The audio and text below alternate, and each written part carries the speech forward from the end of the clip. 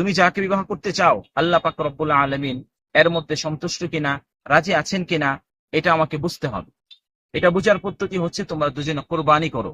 যার কোরবানি কবুল হবে সেই একমাত্র কাবিলের সাথে যে মেয়েটি হয়েছে তাকে বিবাহ করবে। কোরবানি করতে বললেন। তা কাবিল হাবিল দুজনে কোরবানি করলেন। কোরবানি কিভাবে করলেন? হাবিল তিনি ভেড়া, দুম্বা, বকরি এগুলো চড়াতেন, তিনি একটি আল্লাহ তাআলার জন্য জবাই করলেন। আর কাবিল যিনি ছিলেন তিনি প্রকৃতপক্ষে শস্য উৎপাদন করতেন, এগুলো পাহাড়ের উপর রেখে আসলেন। তৎকালীন সময়ে কোরবানি কবুল হওয়ার জন্য পদ্ধতি ছিল আসমান থেকে একটি আগুন আসতো। আগুন এসে যে পশুকে, যে জানোয়ারকে কিংবা যে বস্তুকে কোরবানি করা হয়েছে ওগুলোকে খেয়ে ফেলতো, জ্বালিয়ে পুড়িয়ে ছারখার করে দিত। যার কোরবানি আগুন খেয়ে ফেলতো বোঝা যেত